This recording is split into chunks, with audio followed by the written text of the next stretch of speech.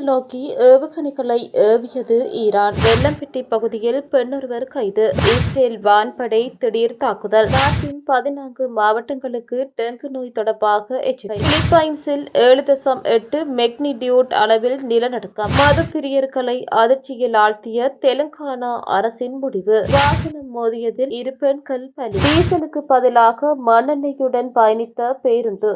விமான நிலையம் தற்காலிகமாக இடைநிறுத்தம். இஸ்ரேல் நோக்கி ஏவுகணைகளை ஏவியது ஈரான். ஈரானிலிருந்து இஸ்ரேலை இலக்கு வைத்து ஏவுகணைகள் ஏவப்பட்டுள்ளதாக இஸ்ரேலிய பாதுகாப்பு படைகள் அதிகாரப்பூர்வமாக அறிவித்துள்ளன. இஸ்ரேலை நோக்கி வரும் ஈரானிய ஏவுகணைகளை நடுவானில் இடைமறி அளிப்பதற்காக தங்களது வான் பாதுகாப்பு அமைப்புகள் தீவிரமாக இயங்கி வருவதாக இஸ்ரேலிய ராணுவம் தெரிவித்துள்ளது. லெபனான் தலைநகர் பெய்ரூட்டின் தெற்கு புறநகர் பகுதியில் இஸ்ரேல் நடத்திய பாரிய வான்வழி தாக்குதலை தொடர்ந்து அடுத்த சில மணித்தியாலங்களில் இஸ்ரேல் மீது தாக்குதல்கள் நடத்தப்படலாம் என்பதால் தங்களது படைகள் தயார் நிலையில் வைக்கப்பட்டிருந்ததாக ராணுவம் சில நிமிடங்களுக்கு முன்னர் குறிப்பிட்டிருந்தது. லெபனான் தலைநகரில் இஸ்ரேல் நடத்திய கொடிய தாக்குதலுக்கு பழிவாங்கப்படும் என்று ஈரானிய உயர் அதிகாரிகள் ஏற்கனவே எச்சரித்திருந்த நிலையிலேயே இந்த ஏவுகணை தாக்குதல்கள் முன்னெடுக்கப்பட்டுள்ளது. இதேவேளை லெபனான் எல்லைக்கு அருகாமையில் வடக்கு இஸ்ரேலிலும் உள்ள இஸ்ரேலிய ராணுவ நிலைகள் மற்றும் படையினரின் இலக்குகளை குறிவைத்து தொடர்ச்சியான ஆளில்லா வானூர்தி மற்றும் ஏவுகணை தாக்குதல்களை நடத்தியுள்ளதாக ஹிஸ்புல்லா அமைப்பு அறிவித்துள்ளது. இதேவேளை ஈரானிலிருந்து ஏவப்பட்ட அனைத்து ஏவுகணைகளையும் விமானப்படை இதுவரை இடைமறித்துள்ளது என்று கூறியுள்ள இஸ்ரேல் ராணுவம் இஸ்ரேலை நோக்கி ஏவப்பட்ட கூடுதல் ஏவுகணைகளையும் அடையாளம் கண்டுள்ளதாக தெரிவித்துள்ளது. 19 கோடி ரூபாய் போலி டாலர்களுடன் வெள்ளம்பிட்டி பகுதியில் பெண்ணொருவர் கைது. வெள்ளம்பிட்டி பகுதியில் சுமார் 19 கோடி ரூபாய் பெறுமதியான போலி டாலர்களுடன் பெண்ணொருவர் கொழும்பு மத்திய குற்றப்புலனாய்வு பிரிவினரால் கைது செய்யப்பட்டுள்ளதாக காவல்துறையினர் தெரிவித்துள்ளனர். குறித்த பகுதியில் உள்ள வீடொன்றில் தங்கியிருந்த பெண்ணொருவரை கைது செய்யப்பட்டுள்ளார். ஈரானின் ராணுவ இலக்குகள் மீது இஸ்ரேல் வான்படை திடீர் தாக்குதல். ஈரானின் மேற்கு மற்றும் மத்திய பகுதிகளில் உள்ள அந்த நாட்டு ஆட்சிக்கு சொந்தமான ராணுவ இலக்குகளை தமது வான்படை தாக்கியதாக இஸ்ரேல் அறிவித்துள்ளது. தாக்குதலினால் ஏற்பட்ட சேதங்கள் குறித்து உடனடி விவரங்கள் எதுவும் இதுவரை வெளியாகவில்லை என சர்வதேச ஊடகங்கள் தெரிவித்துள்ளன. நாட்டின் 14 மாவட்டங்களுக்கு டெங்கு நோய் தொடர்பாக எச்சரிக்கை. நாட்டின் 14 மாவட்டங்களுக்கு டெங்கு நோய் தொடர்பாக எச்சரிக்கை விடுக்கப்பட்டுள்ளதாக சுகாதார அதிகாரிகள் தெரிவிக்கின்றனர். அதன்படி இன்று முதல் எதிர்வரும் 10ஆம் தேதி வரை விசேட டெங்கு ஒழிப்பு திட்டங்கள் முன்னெடுக்கப்பட உள்ளதாக தேசிய டெங்கு ஒழிப்பு பிரிவின் பணிப்பாளர் கபில கன்னகார தெரிவித்துள்ளார். அதிக ஆபத்துள்ள 72 சுகாதார மருத்துவ அதிகாரி பிரிவுகளில் இந்த நடவடிக்கை முன்னெடுக்கப்பட உள்ளதாக அவர் குறிப்பிட்டுள்ளார். அத்துடன் டெங்கு ஒழிப்பு பணிகளுக்கு இடையூறாக செயல்படுபவர்களுக்கு எதிராக சட்ட நடவடிக்கை எடுக்கப்படும் என்றும் அவர் எச்சரிக்கை விடுத்துள்ளார். நாட்டின் டெங்கு நோயாளர்களின் எண்ணிக்கை சடுதியாக அதிகரித்ததை தொடர்ந்து இந்த நடவடிக்கை எடுக்கப்பட்டுள்ளது. ஜூன் மாதம் 5ஆம் தேதி வரை நாடு முழுவதும் 36,168 டெங்கு நோயாளர்கள் அடையாளம் காணப்பட்டுள்ளனர். இந்த வருடத்தில் மாத்திரம் 3 சிறுவர்கள் உட்பட இதுவரை 20 பேர் டெங்கு நோயினால் உயிரிழந்துள்ளதாக கூறப்படுகிறது. பிலிப்பைன்ஸில் 7.8 மெக்னிடியூட் அளவில் நிலநடுக்கம். ஆழிப்பேரலை எச்சரிக்கை. பிலிப்பைன்ஸின் தெற்கு பகுதியில் உள்ள மிண்டானாவோ தீவுக்கு அருகில் இன்று சக்தி வாய்ந்த நிலநடுக்கம் ஒன்று ஏற்பட்டுள்ளதை அடுத்து ஆழிப்பேரலை எச்சரிக்கைகள் விடுக்கப்பட்டுள்ளன. இந்த நிலநடுக்கமானது பூமிக்கு அடியில் 10 கிலோமீட்டர் ஆழத்தில் ஏற்பட்டுள்ளதாக ஜேர்மன் புவியியல் ஆராய்ச்சி மையம் தெரிவித்துள்ளது. ஆரம்பத்தில் இந்த நிலநடுக்கத்தின் அளவை 8.2 மெக்னிடியூட் அலகாக கணிப்பிட்டிருந்த அந்த மையம் பின்னர் அதனை 7.8 மெக்னிடியூட் அலகாக மாற்றியமைத்தது. நிலநடுக்கத்தை தொடர்ந்து பிலிப்பைன்ஸ் மற்றும் அதன் அண்டை நாடான இந்தோனேசியாவின் புவியியல் முகவர் அமைப்புகள் ஆழிப்பேரலை எச்சரிக்கைகளை விடுத்துள்ளன. எனினும் இரு நாடுகளிலும் உடனடி பாரிய சேதங்கள் எதுவும் ஏற்பட்டதாக இதுவரை தகவல்கள் வெளியாகவில்லை. பிலிப்பைன்ஸ் நாட்டின் எரிமலை மற்றும் நிலநடுக்கவியல் நிறுவனம் இந்த நிலநடுக்கம் 7.0 மெக்னிடியூட் அளவில் பதிவாகியுள்ளதாக குறிப்பிட்டுள்ளதுடன் 1 மீட்டருக்கும் அதிகமான உயரத்துக்கு அலைகள் எழக்கூடும் என்றும் இது பல மணி நேரங்களுக்கு நீடிக்கலாம் என்றும் எச்சரித்துள்ளது. அதேவேளை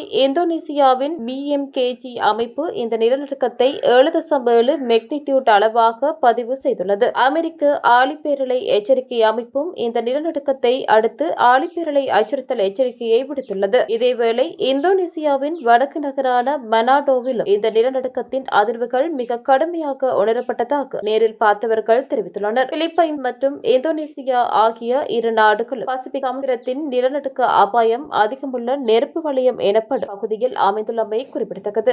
மது பிரியர்களை அதிர்ச்சியில் ஆழ்த்திய தெலுங்கானா அரசின் முடிவு. இந்தியாவின் தெலுங்கானா மாநிலத்தில் எதிர்வரும் 15ஆம் தேதி முதல் மதுபானங்களின் விலையை உயர்த்துவதற்கு மாநில அரசு கொள்கை அளவில் முடிவு செய்துள்ளதாக தகவல்கள் வெளியாகியுள்ளன. மதுபான தயாரிப்புக்கான மூலப்பொருட்களின் விலையேற்றம், பொதியிடல் செலவுகள் மற்றும் பெட்ரோல், டீசல் விலை உயர்வு காரணமாக போக்குவரத்து செலவுகள் கடுமையாக அதிகரித்துள்ளதை சுட்டிக்காட்டி மதுபான தயாரிப்பு நிறுவனங்கள் விலையை உயர்த்துமாறு மாநில அரசுக்கு தொடர் அழுத்தம் கொடுத்து வந்தன. இதனை கருத்தில் கொண்டு ஒற்றை நீதிபதி தலைமையிலான குழுவை அமைத்து அரசு ஆலோசனைகளை மேற்கொண்டிருந்தது. தயாரிப்பு நிறுவனங்களின் கோரிக்கையை ஏற்றுக்கொண்டுள்ள மாநில அரசு விலையை உயர்த்த சம்மதித்துள்ளது. எந்தெந்த மதுபான வகைகளுக்கு எவ்வளவு விலை உயர்த்தப்படும் என்பது குறித்த இறுதி பட்டியல் இன்னும் அதிகாரப்பூர்வமாக வெளியிடப்படவில்லை என்றாலும் சாதாரண மதுபான போத்தல்களுக்கு 80 ரூபாய் வரையிலும், ஏனைய ரகங்களுக்கு 90 ரூபாய் வரையிலும், உயர்தர மதுபான போத்தல்களுக்கு 120 ரூபாய்க்கு மேல் வரையிலும் விலை அதிகரிக்க வாய்ப்புள்ளதாக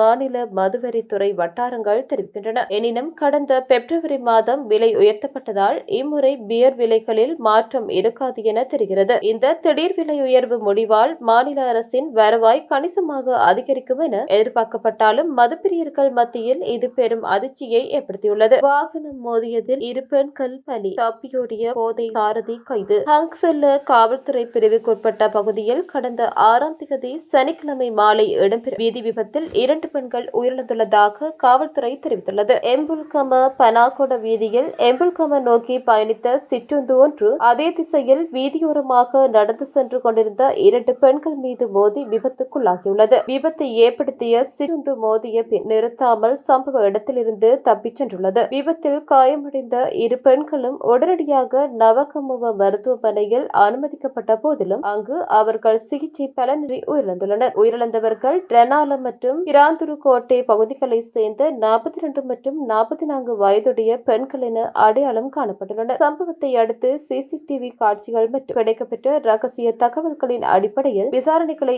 ஆரம்பித்த காவல்துறையினர் விபத்தை ஏற்படுத்திய சந்தேக நபரான சாரதியை கைது செய்ததுடன் விபத்துக்கு பயன்படுத்தப்பட்ட சிற்றுந்தையும் கைப்பற்றியுள்ளனர். கைது செய்யப்பட்ட சாரதி விபத்து இடம்பெற்ற வேளையில் மதுபோதையில் இருந்தமை முதற்கட்ட விசாரணைகளில் தெரியவந்துள்ளது. இந்த சம்பவம் குறித்து ஹங்க்வெல்ல காவல்துறையினர் மேலதிக விசாரணைகளை மேற்கொண்டு வருகின்றனர். டீசலுக்கு பதிலாக மண்ணெண்ணெயுடன் பயணித்த பேருந்து, அம்பலமான மோசடி. புத்தள பகுதியில் உள்ள எரிபொருள் நிரப்பு நிலையம் ஒன்றிலிருந்து பேருந்தின் எரிபொருள் தொட்டியில் டீசலுக்கு பதிலாக மண்ணெண்ணெய் நிரப்பிக் கொண்டு வருவதாக தென்னமல்வில காவல் நிலையத்துக்கு தகவல் கிடைத்துள்ளது. குறித்த தகவலுக்கு அமைய கொழும்பிலிருந்து மொனராக்கலை நோக்கி பயணித்த பேருந்து ஒன்று தென்னமல்வில காவல் நிலையத்துக்கு முன்பாக வைத்து காவல்துறையினரால் சோதனையிடப்பட்டு அத்துமீறிய எரிபொருள் பயன்பாட்டின் கீழ் காவல்துறையினரால் பொறுப்பில் எடுக்கப்பட்டுள்ளது. குறித்த பேருந்தின் எரிபொருள் தொட்டியை பரிசோதித்த போது அதில் டீசலுக்கு பதிலாக மண்ணெண்ணெய் நிரப்பப்பட்டிருப்பது உறுதி செய்யப்பட்டுள்ளது. இதனைத் தொடர்ந்து பேருந்தில் பயணித்த பயணிகள் அனைவரும் உடனடியாக பிறைதொரு மாற்று பேருந்து மூலம் அனுப்பி வைக்கப்பட்டனர். கைப்பற்றப்பட்ட